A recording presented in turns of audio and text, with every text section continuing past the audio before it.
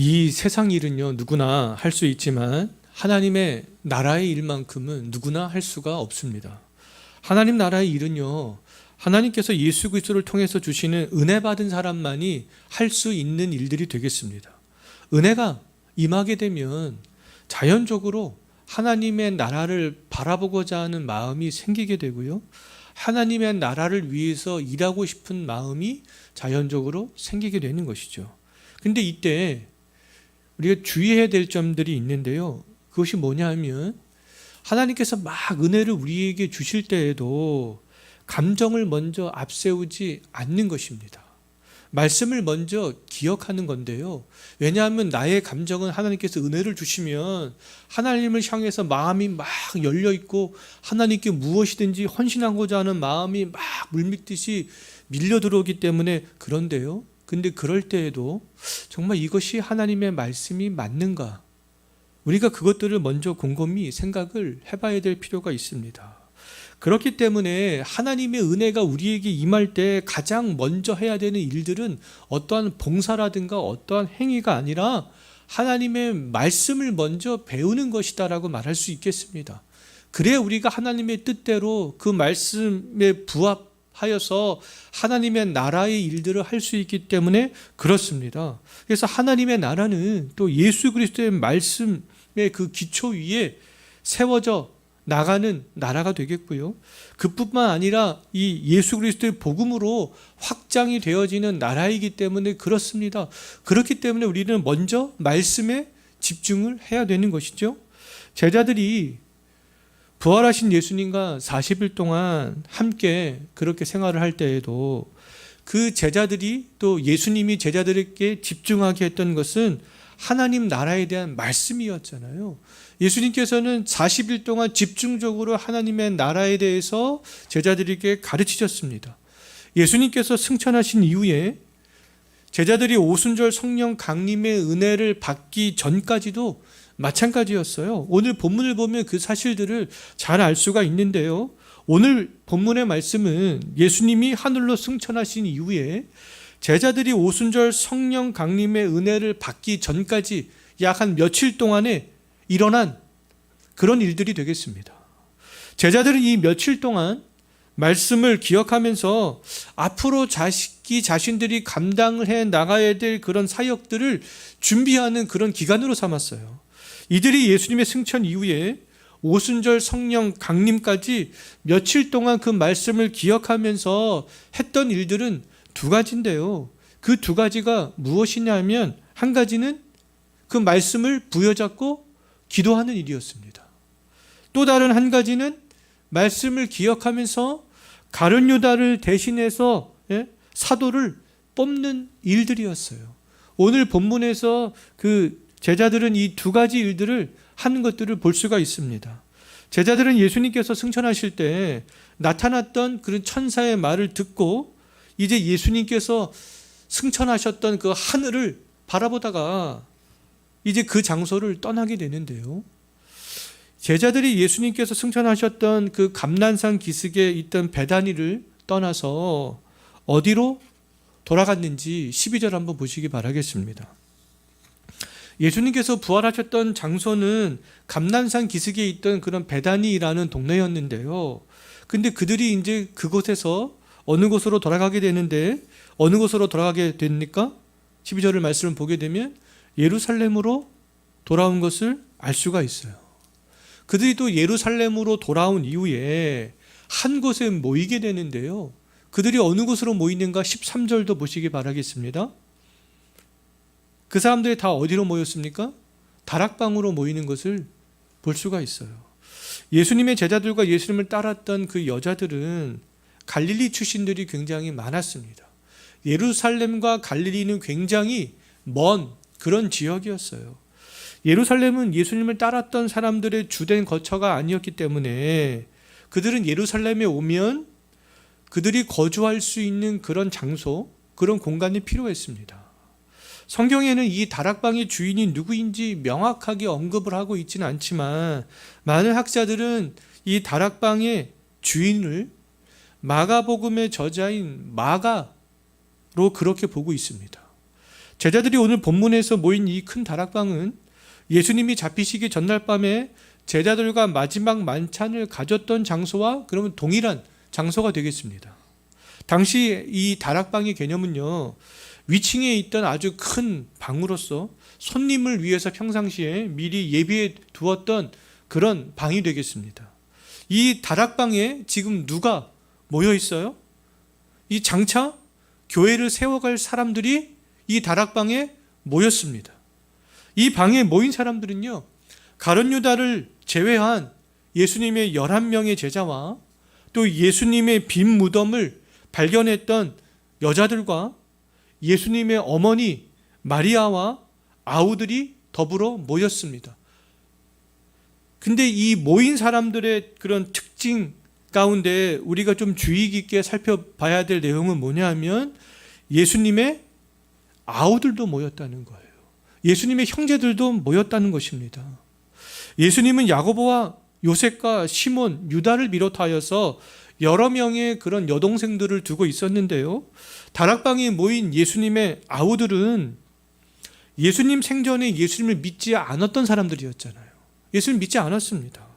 심지어 예수님이 귀신을 쫓는 것을 보면서 예수님의 형제들은 자기 형을 미친 사람으로 그렇게 생각했던 적도 있었어요.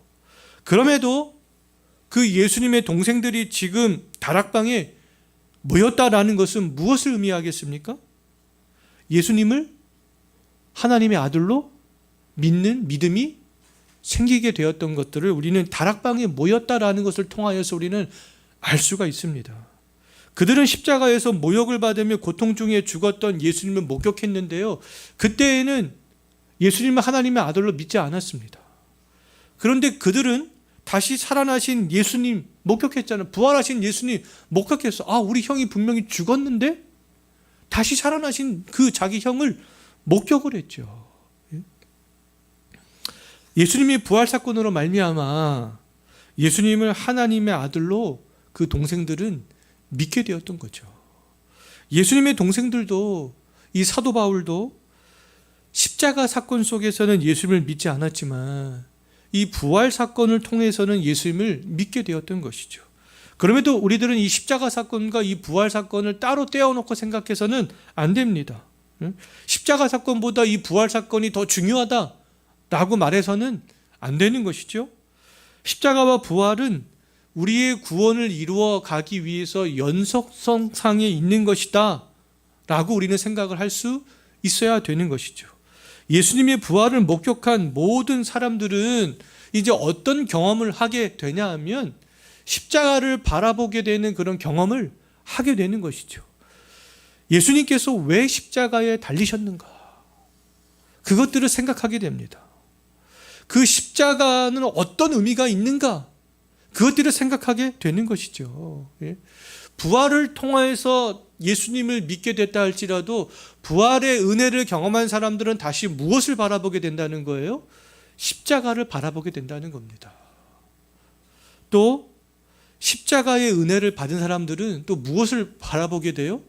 부활에 대한 소망을 바라보게 되는 것이죠. 예수님의 형제들은 이 부활 사건을 통하여서 그 무엇을 바라봤던 거예요? 십자가를 바라봤던 것이죠. 십자가에서 자기 형인 또 하나님의 아들인 예수님께서 하셨던 일들을 깨닫게 되었던 것이죠. 예수님의 십자가와 부활과 승천을 경험한 그 모든 사람들은 이제 한자리에 모이게 되었습니다. 그들이 모인 것은 예루살렘을 떠나지 말고 아버지께서 약속하신 것을 기다리라 라는 예수님의 말씀 때문이었잖아요. 사도행전 1장 8절에서 예수님께서는 그렇게 말씀하셨습니다. 예루살렘을 떠나지 말아라. 아버지께서 약속하신 것을 기다리라. 그래서 거기에 모였던 그 사람들은 이 말씀, 예수님께서 말씀하신 그 약속의 말씀을 보여잡고 모였던 것이죠.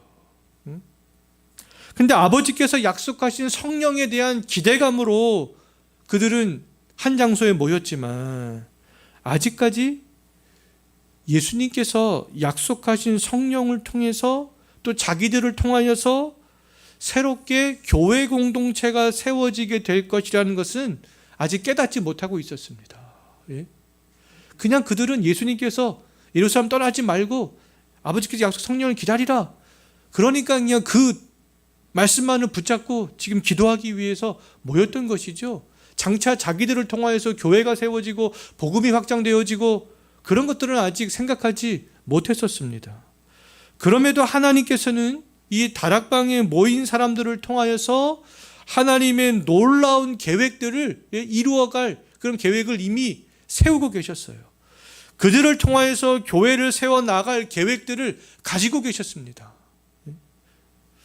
자, 우리의 가정이 믿음으로 더욱더 하나가 되어서 정말 가정에 신실한 교회가 세워지고 또 우리 언덕위의 교회를 통하여서 복음이 더욱더 확장되어 나가기를 정말 원하신다면 정말 우리가 가장 먼저 해야 되는 일들은 뭐냐면 정말 성령을 기대하면서 함께 모이는 것, 그것을 먼저 가장 중요하게 생각할 수 있어야 된다는 것이죠. 지금 다락방에 모인 사람들 예수님의 말씀, 그 말씀을 부여잡고 함께 모인 거 아니겠어요? 정말 우리들도 예수님께서 말씀하신 그 말씀을 부여잡고 성령을 기대하면서 함께 모이는 것은 굉장히 중요한 것이다라고 정말 우리가 깨달을 수 있었으면 좋겠습니다. 자, 다락방에 사람들이 모였는데요. 몇 명이 모였는지 15절 한번 보십시오. 약 몇 명이 모였습니까? 120명 정도가 모였어요. 약 120명이나 되는 사람이 모여서 가장 먼저 한 일이 있었는데요.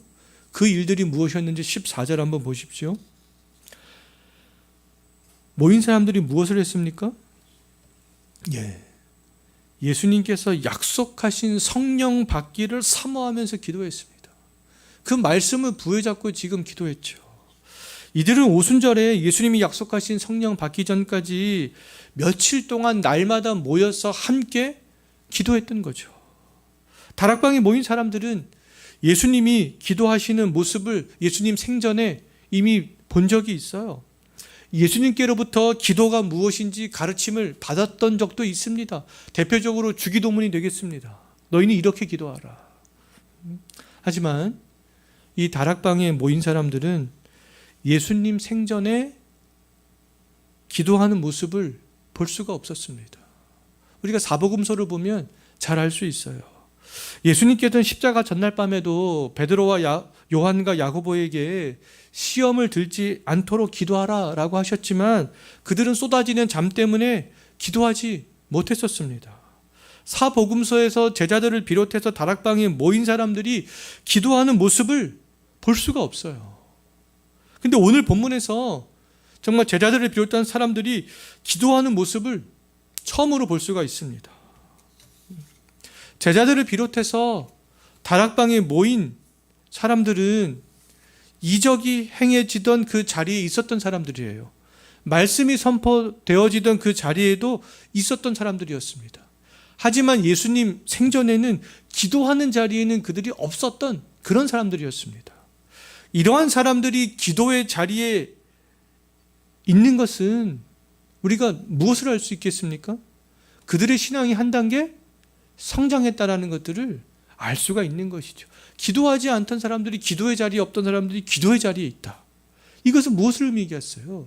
그들이 정말 예수님을 사랑하는 마음이 더 생겼고 신앙이 더 성장하고 성숙했다라는 것들을 보여주는 그런 증거가 아니겠습니까? 불신의 자리에서 말씀의 자리로 사람들이 옮겨지게 되고 또 말씀을 배우는 자리에서 또 그것으로만 멈추지 않고 기도의 자리로 그렇게 사람들이 옮겨지게 되는 것은 정말 바람직한 어떠한 신앙의 성장 과정이라고 할 수가 있겠습니다. 또 주의 일을 본격적으로 할 수 있는 그런 사람이라는 것들을 보여주는 것이죠. 불신의 자리에서 말씀의 자리로 또 말씀의 자리에 있던 사람들이 또 기도의 자리로 그렇게 점점 옮겨가게 되는 것은 신앙이 점점 더 성장했다라는 그런 증거고요. 하나님의 일을 할 수 있는 자격이 충분히 갖춰졌다라는 그런 증거이기도 한 것이죠. 다락방에 모인 사람들이 이 말씀의 자리에 있던 그 사람들이 기도의 자리로 옮겨진 이후에 이제 하나님께서 주시는 놀라운 은혜를 경험하게 되는 것을 알 수 있습니다. 이전에 한 번도 경험하지 못했던 것들을 기도하는 그 자리에서 그들이 경험하게 됐는데요. 우리가 다음 주부터 살펴보겠지만 다락방에 그 모인 사람들은 성령의 능력을 받고 각 나라의 언어로 복음을 증거하기 시작합니다. 예수님의 뒤를 이어서 하나님 나라의 복음을 또 담대하게 증거하기 시작하고요, 교회를 세워가기 시작하는 그런 일들을 하게 되는 것들을 볼 수 있어요.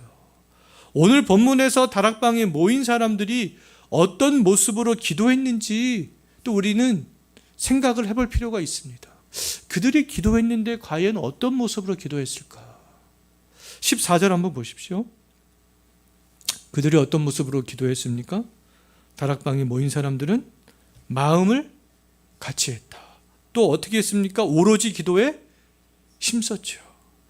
마음을 같이하여서 기도에, 그 모인 사람들이 다 기도에 전념했던 것들을 볼 수가 있어요. 기도의 자리에 있었던 그 사람들의 마음은 120개가 아니었다는 것이죠. 그들의 마음은 한 개였다는 것입니다. 한 개. 그들의 마음은 한 마음이 돼서 또 전심을 다해서 기도에 다 집중했어요. 기도하면서 이 생각 저 생각 하지 않았던 것이죠. 오로지 정말 성령 받기를 사모하는 그 마음 하나로 며칠 동안 그 사람들은 기도에 전념했던 것입니다. 성도들이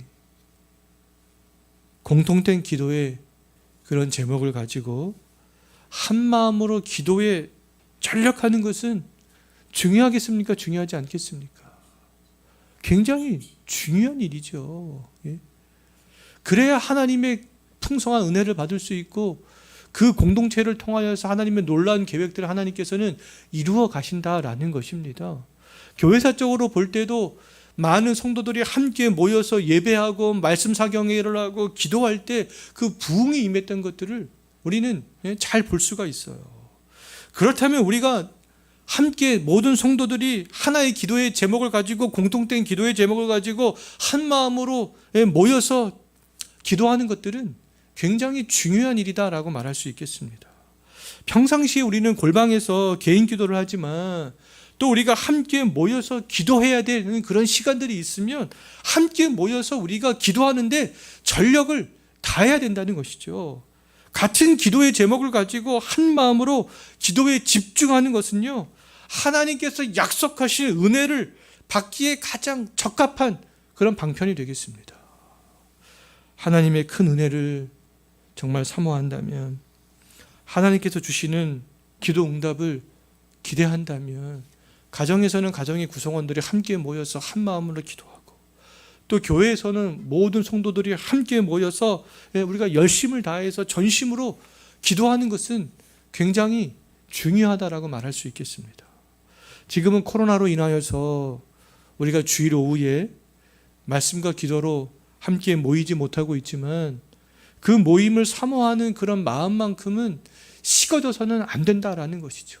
빨리 이 코로나가 종식이 되어서 정말 우리 성도들이 함께 모여서 말씀이 교제를 하고 기도로 함께하는 그런 시간들을 우리가 빨리 가져야 될 텐데, 그런 시간에 대한 우리가 열망만큼은 식어져서는 안 된다라는 것입니다. 그리고 현재 우리는 수요일 외에는 함께 기도하는 시간이 없잖아요.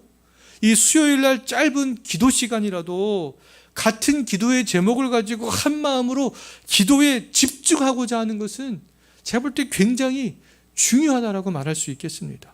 다른 그 모든 것들을 다 내려놓고 올 수 있으면 우리가 함께 모여서 우리가 기도하는데 열심을 내야 되는 것이죠.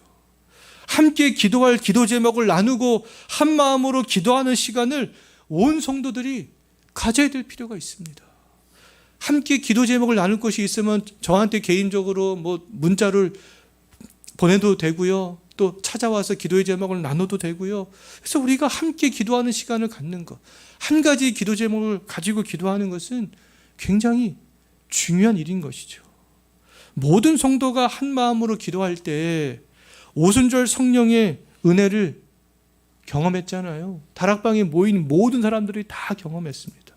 그런 것처럼 우리가 모든 성도가 한 마음으로 기도할 때 하나님이 주시는 그런 은혜를 모든 성도들이, 함께한 모든 성도들이 경험하게 된다는 것이죠.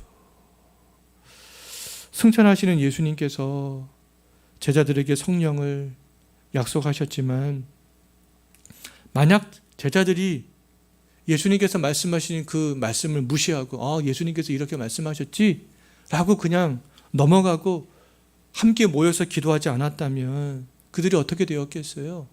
예수님께서 약속하신 그런 오순절 성령의 은혜를 받지 못했을 것입니다. 말씀이 우리 가운데 정말 이루어지기 위해서 지금 우리에게 필요한 것이 무엇이겠어요? 기도라는 겁니다. 기도. 내가 알고 있는 말씀, 내가 배운 말씀, 그 말씀들이 우리 가운데 이루어지기 위해서는 바로 이 기도가 필요한 것이죠. 하나님께서 아무리 좋은 약속을 우리에게 하셨다 할지라도 기도하지 않으면 그 어떤 것도 얻을 수가 없다라는 것이죠. 기도는 정말 하나님의 뜻을 이루어지게 하는 방편이 되겠습니다. 하나님께서 주시고자 하시는 은혜를 경험할 수 있는 그런 수단이 되는 것이죠. 예루살렘을 떠나지 말고 아버지께서 약속하신 성령을 기다리라. 그러면 우리가 기도하는 자리에 함께 모여서 기도하는 거죠. 그럴 때 모였던 많은 사람들이 다 하나님께서 주시는 그런 은혜를 받아 누릴 수가 있었습니다. 2000년 전에는 그 누구도 예수님의 제자들과 여자들과 예수님의 형제들을 통해서 교회가 세워지게 될 것이라는 것들을 기대하지 않았어요. 교회라는 단어도 그 당시에는 없었습니다. 하지만 이들이 기도할 때 신약시대 최초의 교회인 예루살렘 교회가 세워지게 되었고요. 이들을 통하여서 예루살렘과 온 유대와 사마리아에 이르기까지 복음이 확장되어져 나가게 된 것이죠. 자, 현재 우리 모두가 한 마음이 되어서 전심으로 기도한다면 여기 있는 우리들을 통하여서 하나님이 계획하신 놀라운 일들이 이루어지지 않겠어요. 정말 우리가 그 약속의 말씀을 부여잡고 함께 모여서 기도하는데 열심을 낼 수 있었으면 좋겠습니다. 우리의 가정을 위해서 기도하고 우리의 교회를 위해서 기도하고 이 나라를 위해서 기도하고 하나님의 나라를 위해서 기도하고 그러는 시간을 갖는 것은 굉장히 귀한 거죠. 하나님께서 약속하신 기도의 응답을 받을 수 있는 그런 아주 방편이 되겠습니다. 120명이 모여서 또 기도할 때 그 베드로는 한 가지 사실을 깨닫게 되는데요. 베드로가 어떤 사실을 깨닫게 되는가 15절 한번 보시기 바라겠습니다.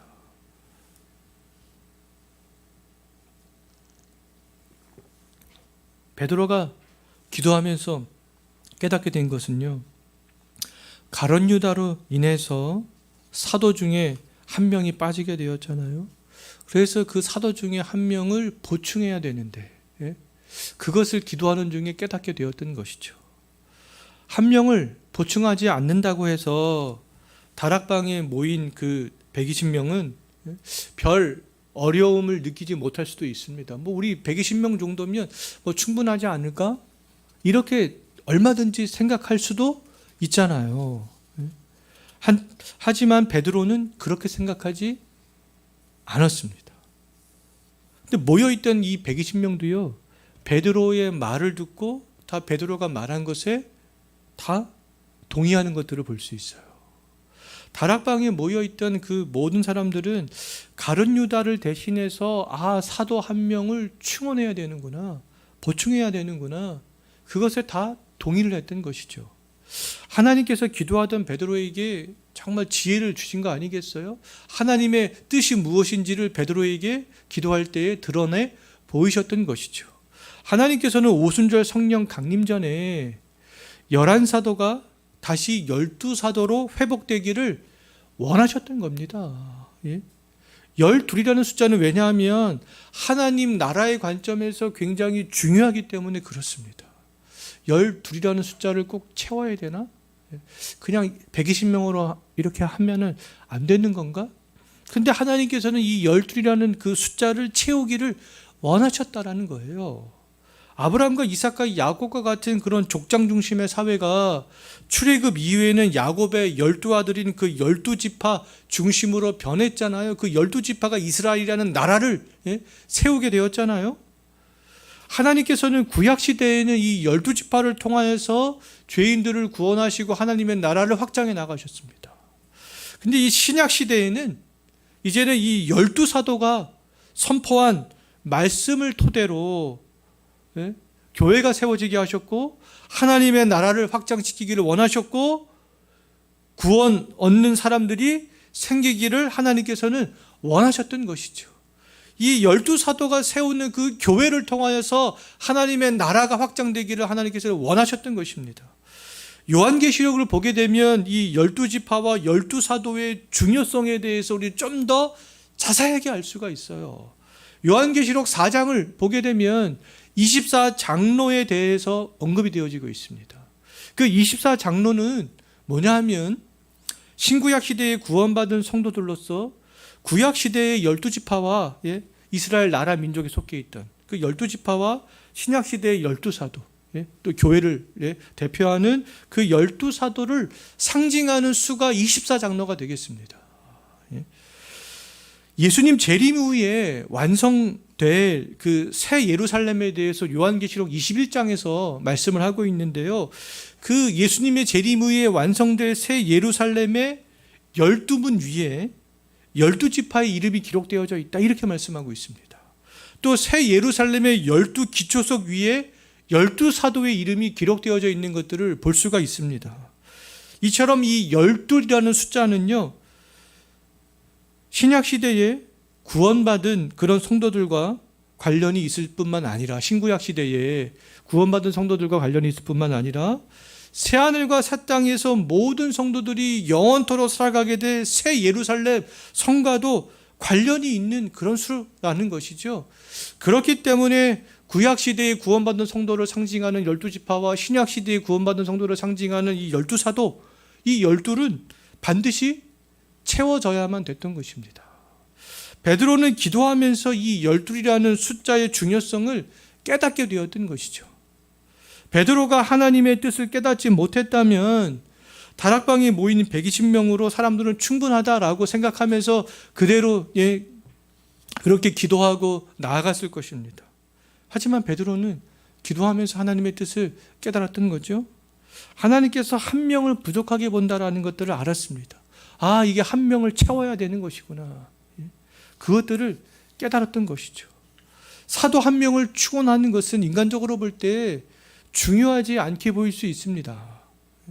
하지만 하나님 나라의 관점에서 볼 때는 사도 한 명을 축원하는 것은 굉장히 중요한 문제였던 거예요. 사도들이 복음을 전해서 세우게 되는 교회를 통하여서 하나님의 나라가 확장되기 때문에 그렇습니다. 베드로는 하나님 나라를 위해서 그러면 충성했던 거죠. 하나님의 뜻을 깨달은 베드로가 하나님의 뜻이 이루어지도록 노력해 나갔듯이 우리들이 이 시대에 해야 되는 일들도 동일하다라고 말할 수 있겠습니다. 하나님의 뜻을 알았다면 우리들이 해야 될 일들은 뭐겠습니까? 실천으로 옮기는 것이죠. 실천으로 옮기는 거예요. 근데 실천으로 옮기되 내 뜻과 내 방식, 내가 편한 대로 그렇게 하는 것이 아니라 정말 하나님의 그 뜻이 실현될 수 있도록 그렇게 그것을 위해서 최선을 다하는 그런 모습이 우리에게 필요하다라는 것이죠. 때때로 그것은 힘들 수도 있습니다. 그럼에도 불구하고 우리는 그것들을 해야 될 필요가 있다라는 거예요. 베드로는 기도하면서 하나님이 부족한 사도 한 명을 채우시기를 원한다라는 것들을 깨달았잖아요. 그런데 아직 다락방에 모여있던 나머지 사람들은 그 사실을 깨닫지 못하고 있었습니다. 그렇다면 베드로가 해야 될 그런 사명이 무엇이겠어요? 깨닫지 못하는 그 사람들을 향하여서 베드로는 사도 한 명을 채워야 되는 그런 정당성에 대해서 사람들에게 설명하고 설득을 해야 될 필요성이 있었습니다. 베드로는 자기가 깨달은 것들을 실현하기 위해서 최선을 다하는 모습을 오늘 본문을 보면 볼 수가 있어요. 베드로는 그래서 사람들을 설득해 나가기 시작합니다. 어떤 식으로 먼저 설득을 하는지 16절 한번 보십시오. 베드로가 여기서 강조하고 있는 것이 있는데요. 베드로가 강조하는 것은 성령과 다윗의 말입니다. 말. 베드로는 이 다윗의 말을 인간의 말로 생각하지 않았다라는 거예요. 다윗의 말이 무엇이겠습니까? 다윗이 구약 성경 중에 다윗이 지은 그런 성경들이 있잖아요. 예? 근데 다윗은 그런 구약을 성경들을 지을 때 다윗이 자기 생각으로 그것들을 써 내려간 것이 아니다. 다윗은 성령의 역사하심으로 오류 없이 그 성경을 써 내려간 것이다. 지금 그것을 지금 베드로는 16절에서 강조하고 있는 것이에요. 베드로는 구약에서 다윗이 한 말로 사람들을 설득해 나갔습니다. 다른 말로 하면 이 베드로는 성경을 근거로 사람들을 설득해 나갔다는 거죠.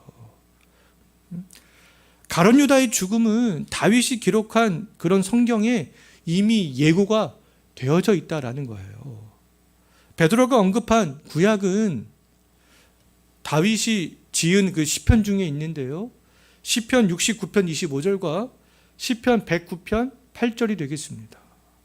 다윗이 지은 이 시편 두 구절에는 유다라는 이름은 직접 언급되어 있지 않습니다.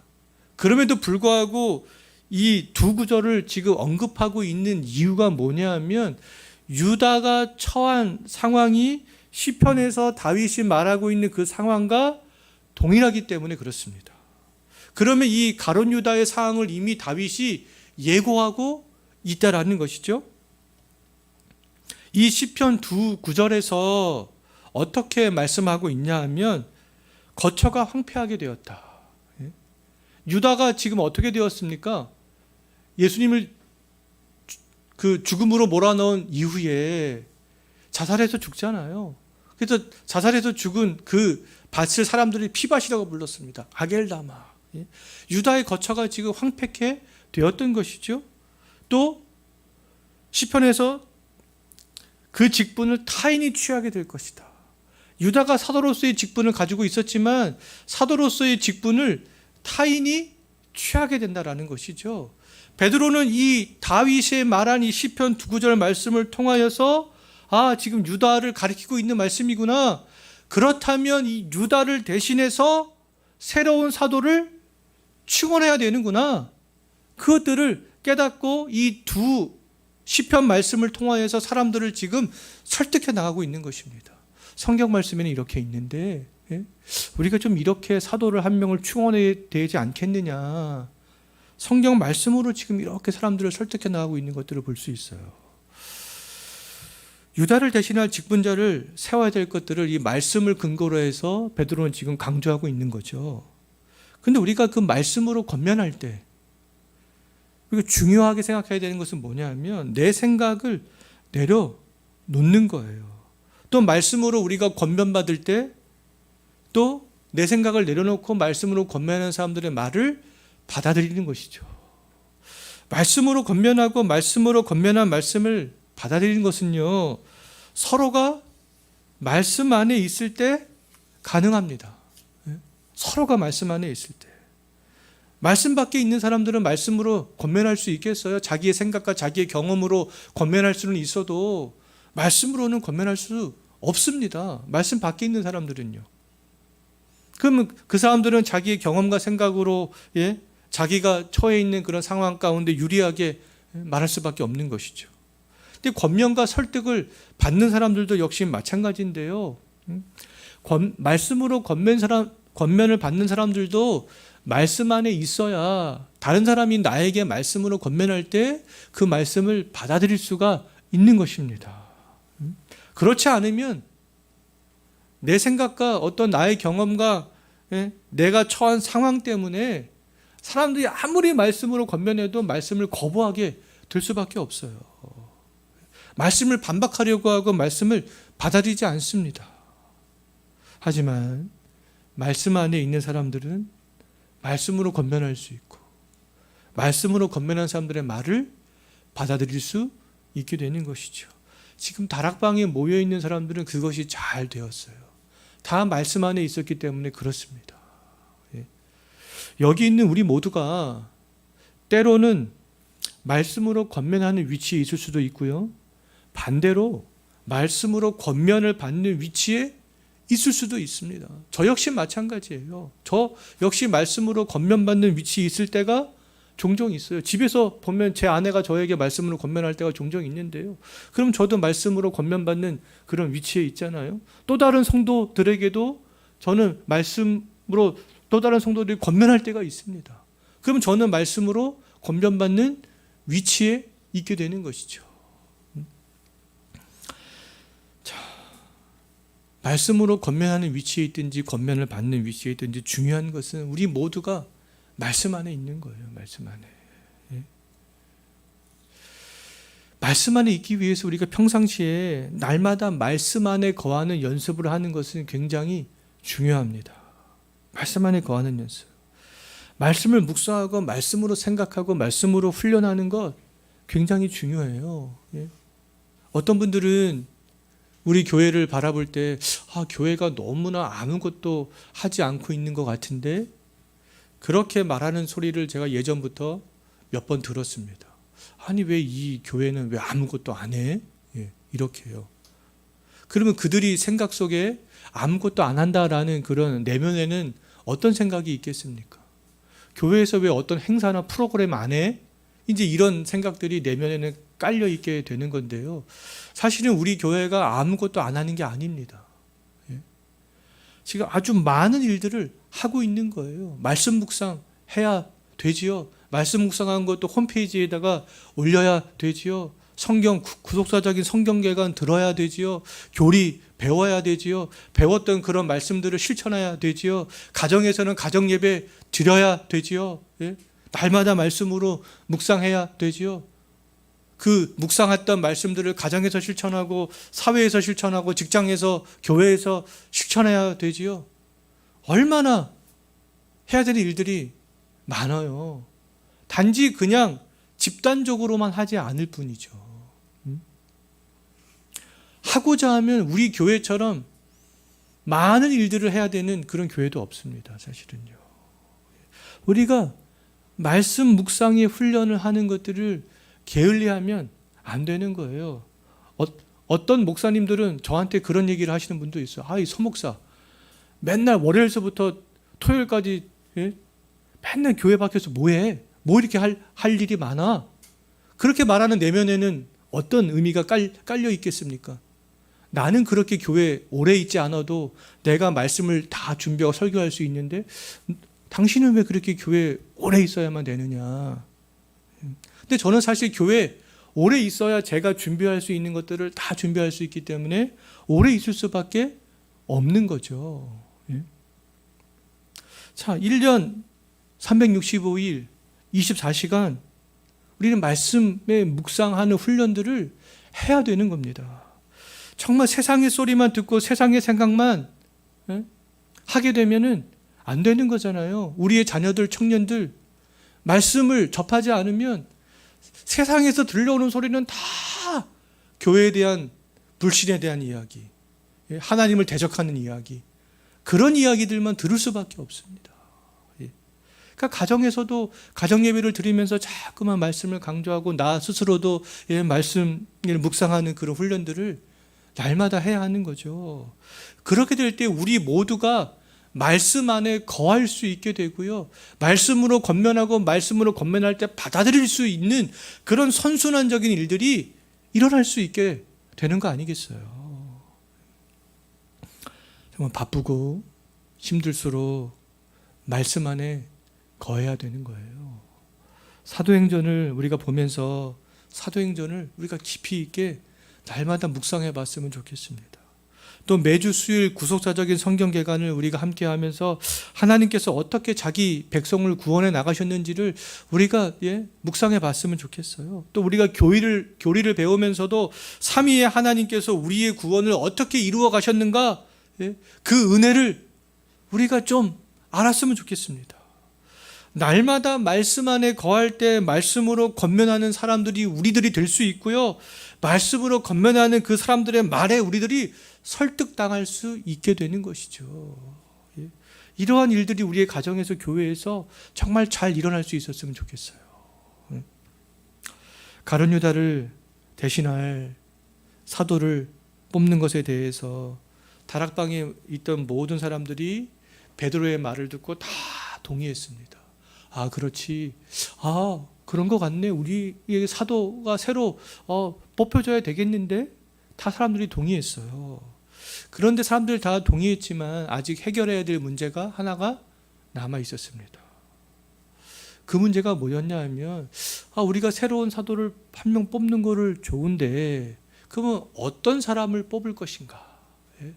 새로운 사도가 뽑혀지게 될 그 사람의 자격 기준, 그 문제를 정하는 문제가 남았습니다. 21절과 22절을 보게 되면 모인 사람들은 서로가 공감할 수 있는 그런 기준을 제시하고 다 공감했어요. 새로운 사도가 될 사람의 기준으로 무엇을 만들었는가? 21절과 22절을 한번 보시기 바라겠습니다.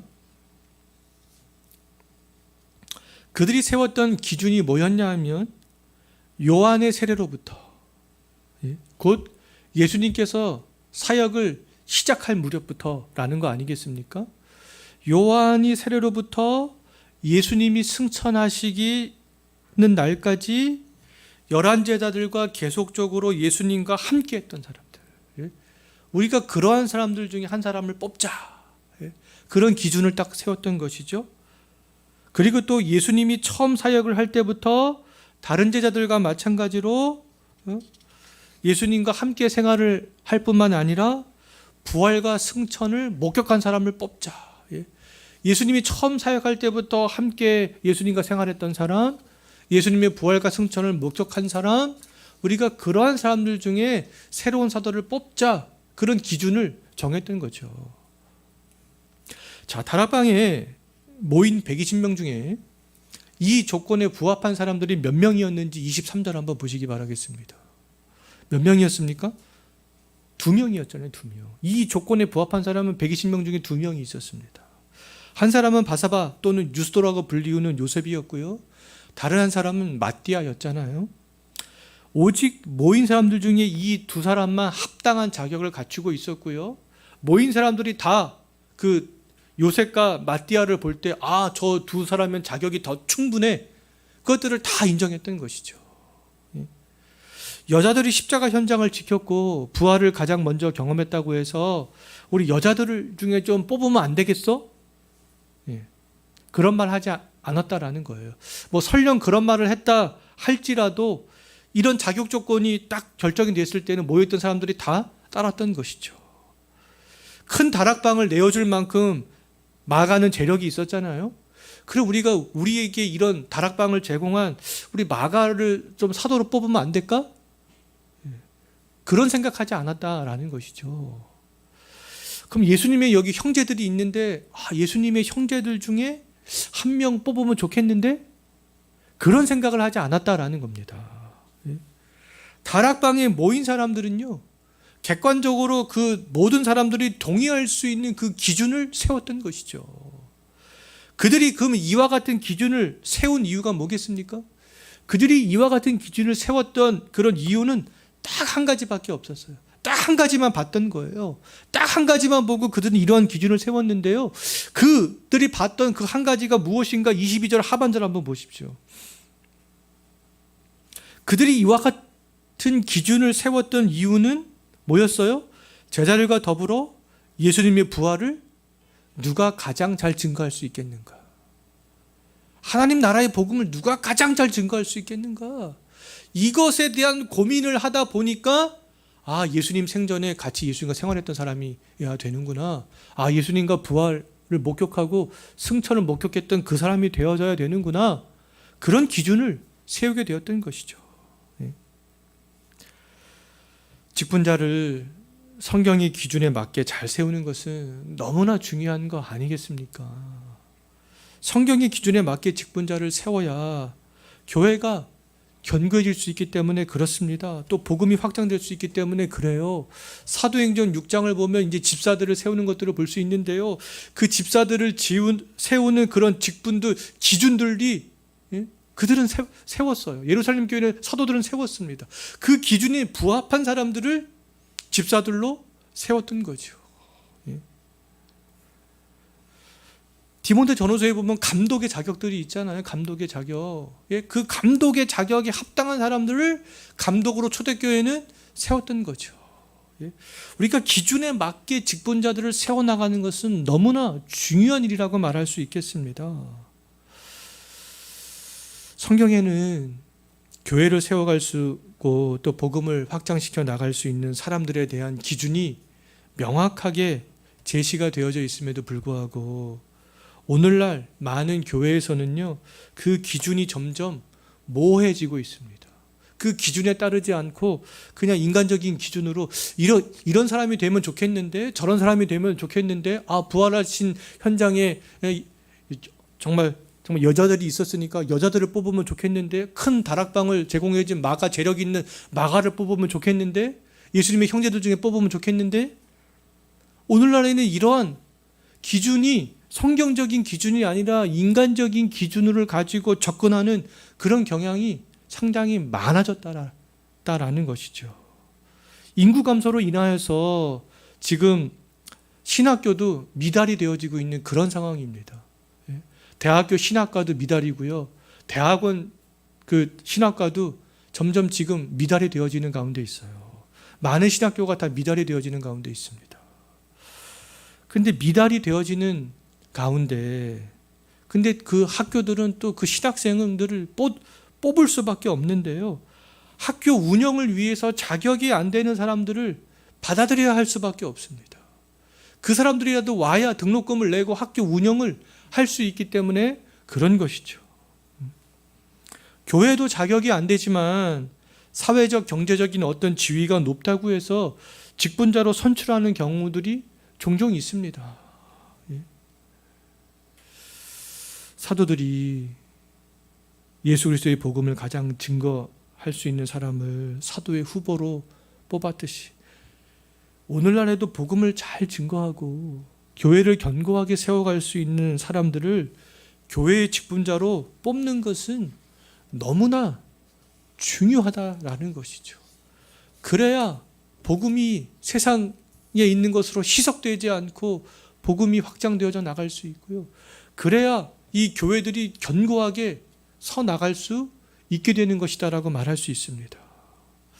사도직에 합당한 기준에 맞는 사람을 이제 후보로 선출한 이후에 베드로를 비롯한 다락방에 모인 사람들이 이제 더 나아가 한 일이 있는데요. 그들이 무엇을 했는지 24절 한번 보십시오. 요셉과 마띠아는 충분히 자격을 갖춘 사람들이었지만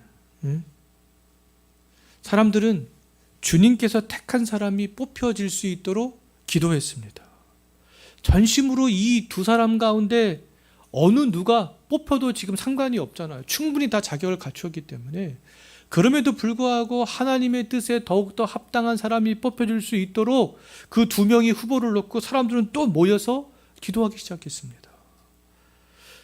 끝까지 모여있던 사람들이 끝까지 하나님을 바라보면서 기도하면서 두 명 중에 누구든 정말 뽑았을 때 사람들은 자기들이 전심으로 기도하면서 정말 뽑은 그 사람을 무시하지 않았을 거예요.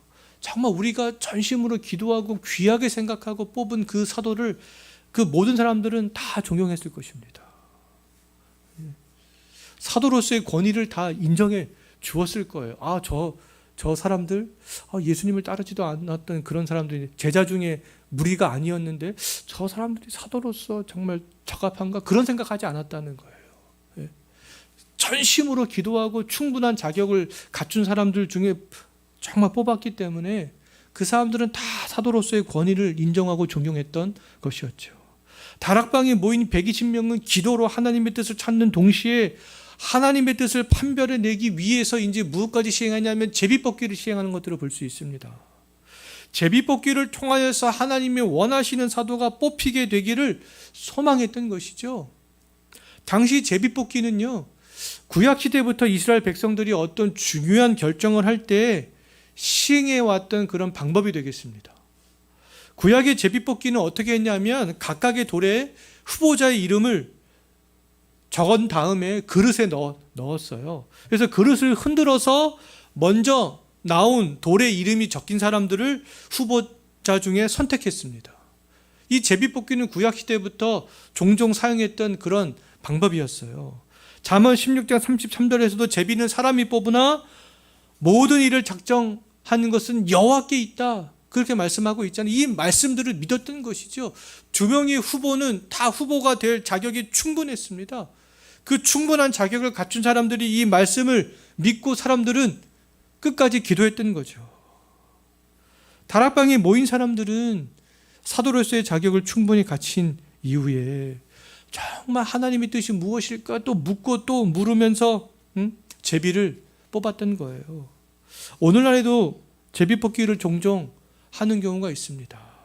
저는 개인적으로 자격을 충분히 갖춘 그 사람들을 제비 뽑기로 뽑는 것은 저는 괜찮다라고 생각합니다. 자격을 모든 사람들이 다 갖추었지만 오히려 투표를 하게 되면 떨어지는 사람들은 내가 사람들로부터 내가 이렇게 지목을 받지 못했구나, 좀 낙심하는 그런 상황이 생길 수도 있는데요.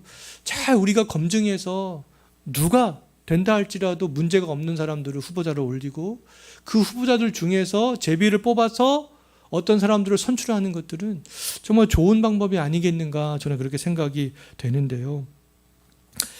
자, 오늘날에도 근데 제비 뽑기를 종종 실행하는 경우가 있는데 자격이 없는 사람들을 후보로 선출해 놓고 그 사람들을 제비로 뽑는 것은 굉장히 위험한 일 아니겠어요? 자격도 없는데 후보자로 세워놓고 제비를 뽑는 것은 위험한 일이죠. 그러나 자격을 충분히 갖춘 사람들을 뽑아놓고 기도하면서 한 사람을 제비 뽑기로 뽑는 것은 저는 괜찮은 방법이 아닌가라고 생각이 됩니다. 다락방에 모인 사람들은 사도로서 자격이 충분한 두 사람들을 다 후보로 뽑은 이후에 주님의 뜻을 찾기 위해서 전심으로 기도하면서 제비를 정말 뽑았던 것이죠.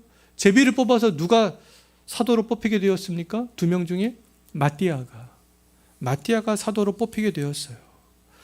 야곱의 12아들로 시작한 이 12지파가 이스라엘 나라로 확대가 되었듯이 이제 12사도를 통하여서 하나님의 나라가 확대되어져 나갈 수 있는 그런 기초가 마련이 되어지게 된 거죠.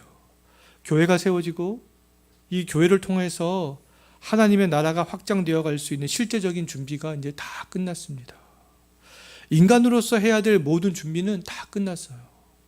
말씀에 따라 예루살렘을 떠나지 않고 함께 모여 기도했고요. 가룟 유다를 대신할 새로운 사도인 마띠아도 뽑히게 되었어요. 이제 예수님께서 약속하신 이제 성령 받는 일만 남았습니다. 성령 받기에 충분한 그런 모든 준비들은 다 해 놓았던 것이죠. 자, 이제 성령을 받는 일에 대해서 우리가 다음 주부터 우리가 좀 살펴보도록 하겠습니다. 이제 말씀을 정리하고 마치겠는데요. 기도할 때 많은 사람들이 예수님의 말씀을 부여잡고 기도하는 장소인 다락방에 모였잖아요. 그 다락방에서 많은 사람들이 기도할 때 베드로는 하나님의 뜻을 깨달았습니다. 그것처럼 우리도 함께 모여서 기도할 때 하나님의 뜻을 깨달아 나갈 수 있고요. 하나님께서 우리가 기도할 때 응답을 해 주실 수 있다라는 거죠. 기도할 때 하나님의 정말 뜻을 깨달았다면 베드로가 새로운 사도를 뽑기 위해서 다락방에 모인 사람들을 말씀으로 권면하고 설득하여서 마띠아를 뽑았던 것처럼 우리들도 필요한 건 뭐예요? 정말 깨달았다면 우리가 깨달은 말씀을 실천으로 옮기는 것, 이것이 굉장히 중요하다라는 것입니다. 그리고 또 마음을 다해 기도하고 또 기도하면서 하나님의 뜻을 깨닫고 깨달은 하나님의 뜻이 정말 이루어질 수 있도록 실천하는 이번 한 주간의 삶을 살아가셨으면 좋겠습니다. 기도하겠습니다. 하나님 아버지,